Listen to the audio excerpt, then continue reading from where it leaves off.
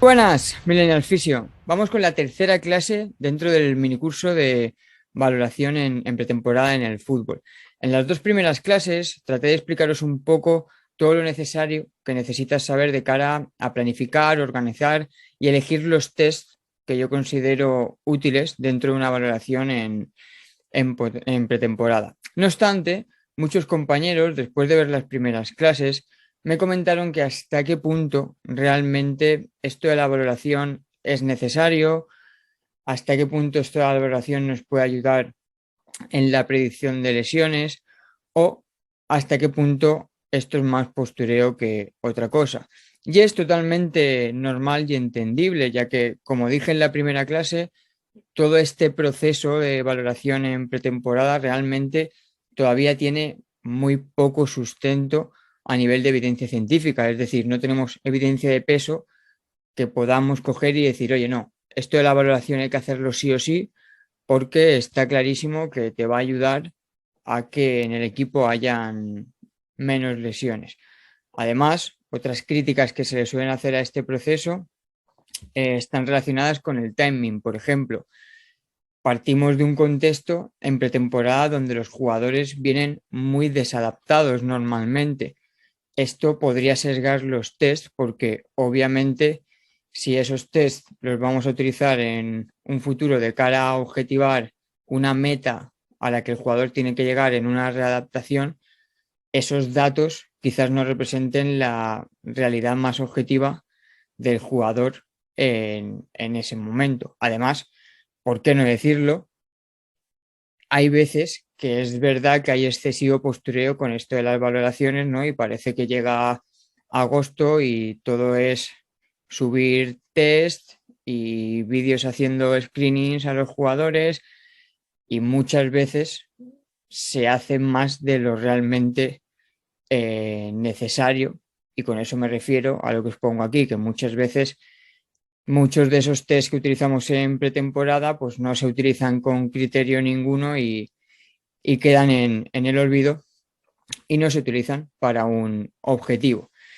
Y eso es lo que voy a tratar de explicaros en esta mini clase hoy. O sea, voy a intentar daros una serie de ejemplos aplicados en mi contexto y en mi día a día estas últimas 2 semanas, que han sido mis 2 primeras semanas de pretemporada, para enseñaros un poco cómo le trato de dar yo sentido a los tests que he utilizado durante la valoración en la pretemporada de mi equipo, ¿vale? Veremos un ejemplo en relación a la historia clínica, un ejemplo en relación a la valoración más funcional, uno en cuestión a la valoración más condicional y, por supuesto, y cómo no, empezaremos hablando del contexto, porque como ya os dije, yo soy muy pesado con ello, al final es lo que necesitamos saber para que todo tenga sentido, porque todo lo que os voy a transmitir ahora son ejemplos que yo he aplicado en el mío y no tienen por qué ser un contexto parecido al tuyo. Por ejemplo, algo que necesitáis saber de mi contexto es que nosotros, bueno, el preparador físico en este caso, trató de hacer un periodo transitorio a los jugadores de 3 semanas. Es decir, 3 semanas antes de que nuestros jugadores empezaran la pretemporada en campo, mi preparador físico los fue monitorizando y les fue pautando un plan que básicamente combinaba trabajo de fuerza y de carrera lineal aeróbica, en la que iba a buscar una sobrecarga progresiva de cara a tener unos mínimos de capacidad que se le iban a exigir en las primeras semanas de pretemporada, ¿vale?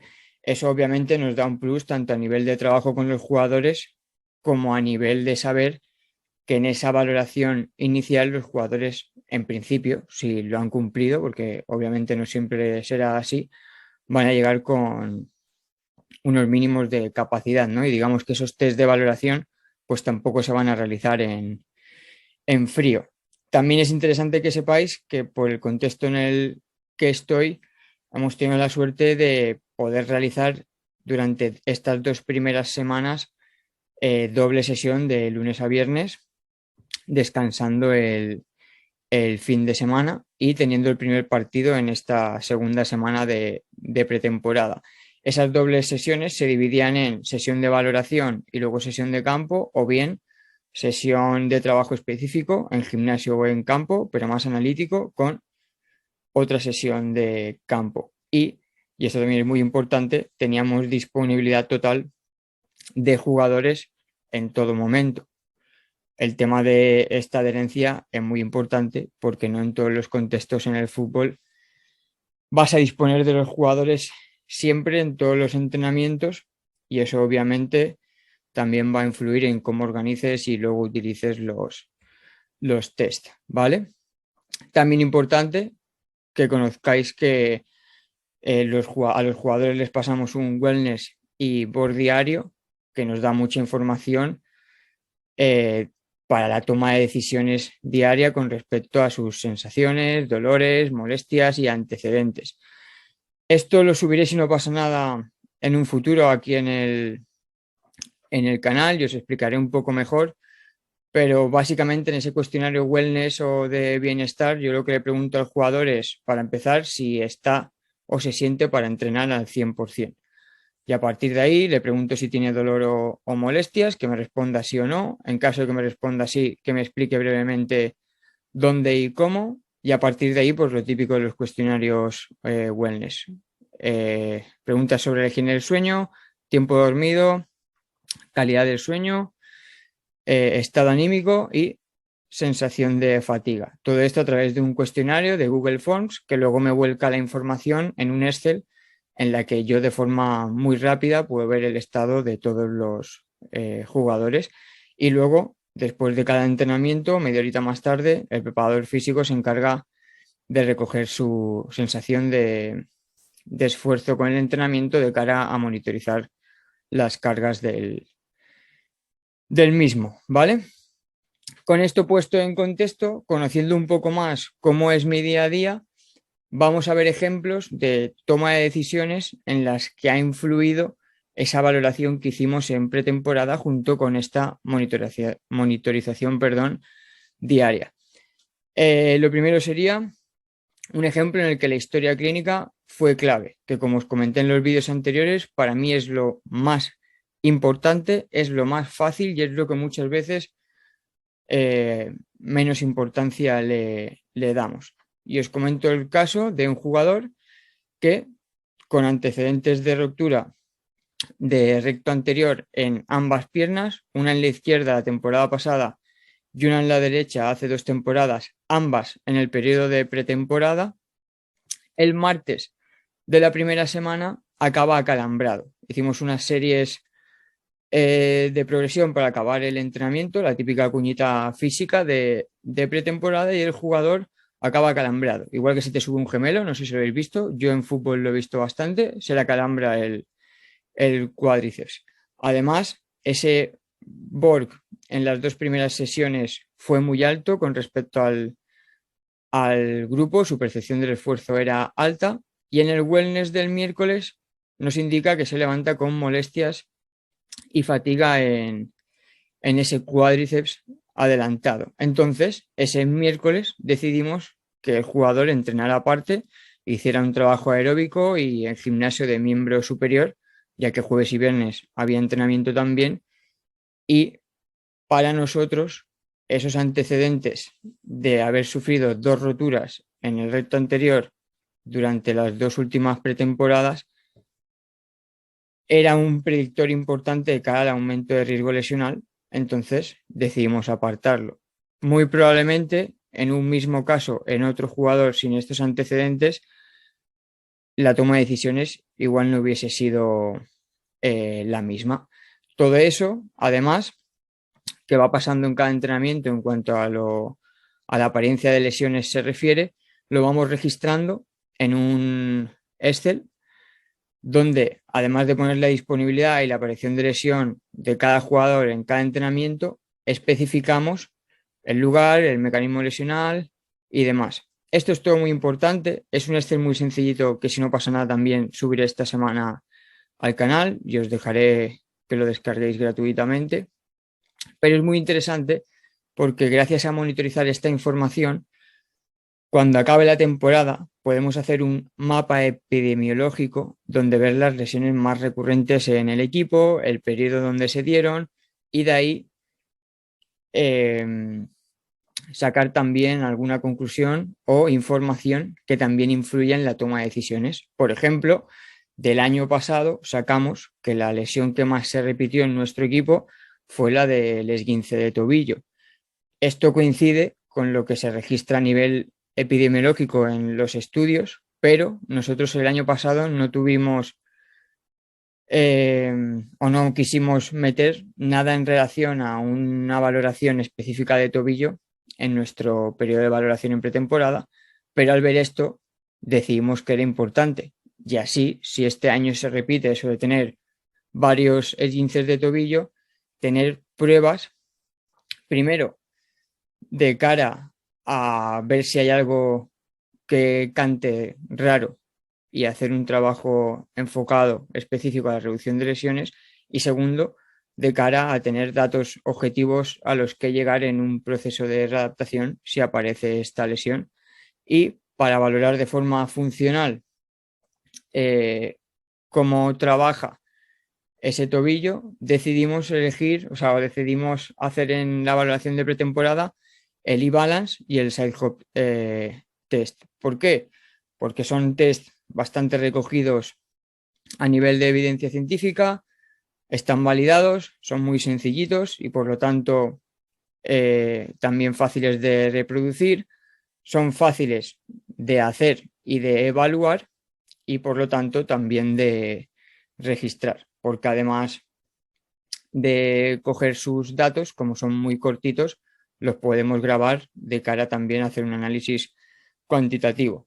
Muy rápido, el side hop test simplemente consiste en poner dos tiras a 40 centímetros y pedirle al jugador que a una pierna vaya haciendo saltos laterales sin tocar el tape durante 30 segundos.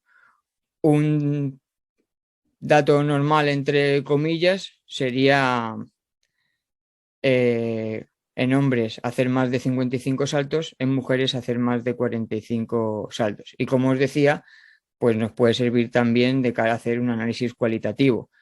A toro pasado, después de analizar a 30 jugadores, pues os puedo decir que veréis diferentes estrategias a la hora de hacerlo. Hay jugadores donde se ve mucha mejor cadencia y potencia en cada salto, otros jugadores que parece que tienen más dificultades para mantener el ritmo, otros que se inestabilizan más. No sé, hay diferentes cosas en las que nos podemos quedar de cara al análisis cualitativo, pero lo objetivo e importante para mí aquí es que tengan la capacidad de hacer más de esos 55 saltos y obviamente lo haríamos con ambas piernas. Y luego el e-balance es una adaptación del Star Balance Test, que básicamente es lo mismo, pero en vez de 3 direcciones añadirías más y a nivel objetivo puedes medir el sumatorio total y las asimetrías entre piernas de cara a sacar datos para esa predicción de posible aparición de lesiones en el tobillo. A mí me gusta porque además de darte datos objetivos, es un test que a nivel cualitativo valora muchas cosas. Por ejemplo, se puede ver de un vistazo cómo va de movilidad, porque para ir a la primera posta adelante tiene que generar una dorsiflexión de tobillo y ahí puedes comparar rápido cómo funcionan los dos tobillos en una tarea más funcional. Puedes ver qué tal va de core y equilibrio y sus estrategias de compensación de cara a ir a una línea u otra. Y como os decía antes, si veis aquí, no hace falta tener el aparatito del e-balance, es algo que viendo en cualquier estudio o en un vídeo de YouTube cómo montar las distancias, podéis hacer con tiras de tape en el vestuario como hicimos nosotros, ¿vale? En definitiva y en resumen, más ejemplos de cómo darle sentido o criterio a lo que vamos utilizando dentro de nuestra valoración, ¿vale? Otro ejemplo muy recurrente es el que hacer con esos jugadores que van a venir con pubalgia o groin pain. el fútbol en sí es un factor de riesgo para la aparición de ese growing pain, por lo tanto es muy habitual o sería muy frecuente o pasa muy frecuentemente, perdón, que tengas jugadores con molestias en la zona del pubis, de la ingle o en aductores. Entonces, si en este tipo de jugadores además observas déficits de fuerza en esos ratios de aductor que vimos en las clases anteriores, más vas viendo en el wellness que se queja de forma recurrente de molestias en esa ingle, más estás viendo que le está afectando el rendimiento en los entrenamientos, pues con más criterio todavía o mucho más importante en estos jugadores, empezar cuanto antes a individualizar un trabajo de fuerza específico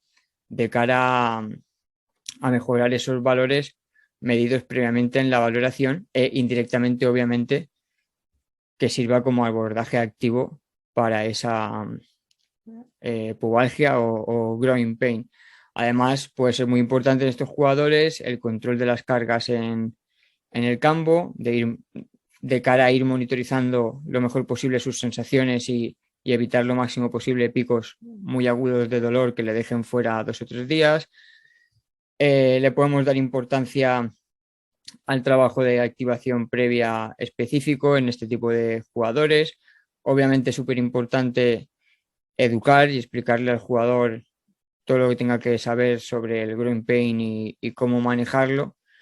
Podemos valorar en casos de que creamos que esa molestia va a perdurar en el tiempo, pasarle el cuestionario AGOS de cara a que esa monitorización de sus sensaciones sea todavía más objetivas y podemos tener en cuenta, además de esa monitorización diaria, hacer una monitorización más periódica, volviendo a medir esos niveles de fuerza para ver si el trabajo específico pautado va, va haciendo efecto, ¿vale? Pero bueno, ahí queda otro caso más donde darle un sentido a la valoración objetiva que le hacemos al jugador combinada con su historia clínica. Luego, algo que quería añadiros también por aquí, que a veces pasa, es que a posteriori, después de hacer la valoración, os encontréis con algo que no contabais. Nosotros, por ejemplo, nos hemos encontrado con 2 jugadores que la temporada pasada sufrieron de un par de luxaciones en el hombro cada uno mientras jugaban partido. Uno de ellos incluso con afectación ósea del húmero. Pues la valoración de hombro no era algo que en un principio teníamos en mente añadir en el cómputo total de la valoración del equipo, pero al ver esto, obviamente sí decidimos hacer una valoración específica e individualizada a estos jugadores de cara a ver la condición de ese hombro, donde incluyó pues la misma base que vimos en las clases anteriores, una historia clínica y una valoración funcional más específica, y a partir de ahora se les va a monitorizar y trabajar con ellos de forma individualizada para controlar eso. Entonces, por eso mismo os recalco siempre la importancia del contexto. En muy pocas referencias bibliográficas te va a poner que en un futbolista valores el hombro, pero si tú haces una historia clínica y cuando la repasas ves que tienes 2 jugadores que se han lesionado el hombro, pues oye, no está de más hacer algo más específico con ellos y valorar ahí a ver qué pasa, ¿vale? Y luego ya para ir acabando, perdón, otro ejemplo relacionado con la valoración condicional. Por ejemplo, todo lo que tenga que ver con el sprint y los test de resistencia. Lo primero que os he puesto aquí, que es importante también e interesante transmitir, es que los planes cambian. Nosotros en nuestro plan inicial teníamos en mente hacer esta valoración condicional el viernes de la primera semana de pretemporada. ¿Qué pasa? Estos test son exigentes y los jugadores llegaron con mucha sensación de fatiga al último día de la semana, como es totalmente normal en pretemporada. Pues no pasa nada. Al ver eso, se cambia el entrenamiento del viernes de la última semana por el lunes de la siguiente, se habla con el resto del staff y a seguir. Pero esas cosas pasan y hay que tenerlas en cuenta, ¿vale? Y luego a nivel de valoración de sprint, se valoró tanto cuantitativamente como cualitativamente lo que es un sprint a 10, 15, 20 metros y quedó todo grabado. Y a nivel de resistencia se hizo el test este del yo-yo que se comenta del 30-15 intermittent resistance test de cara a controlar esos, o sea, de cara a calcular, perdón, los umbrales de esfuerzo y de consumo de V2+. Y más de lo mismo, estos test, además de que al preparador físico, como os comenté, que espero en un futuro traer por aquí de cara a que os explique todo esto mejor, le va a servir para tener unos mínimos datos con los que planificar la carga física de los jugadores de cara a su rendimiento. A nosotros nos va a servir para tener información tanto cualitativa como cuantitativa que tener registrada de cara a que ese jugador se lesione. Por ejemplo, en el sprint, si yo ahora ya tengo un vídeo de cada jugador haciendo un sprint y ahora resulta que en un mes se me lesiona uno haciendo una salida a máxima velocidad del isquiotibial, es muy probable que valore ese vídeo de cara a ver si hay algo que podemos mejorar a nivel técnico y de cara a ver objetivamente eh, cuál es la mínima distancia, no, cuál es el dato mínimo en X distancia al que ese jugador tiene que llegar antes de que yo le dé el alta deportiva. Es decir, si corría 20 metros en 4 segundos, ese es el dato mínimo al que yo tendré que llegar antes de darle el alta deportiva para garantizar que su estado físico tiene los mínimos con los que llegó en pretemporada, ¿vale? Y nada, aquí acabamos. Como os había dicho, clase cortita y con algunos ejemplos simplemente para ver si realmente sirve esto de la valoración o no, ¿vale? Y como habéis visto, para mí es útil, pues sí, obviamente, pero es importante tener en cuenta el contexto donde la aplicamos y hacer las cosas con criterio y atendiendo a la evidencia.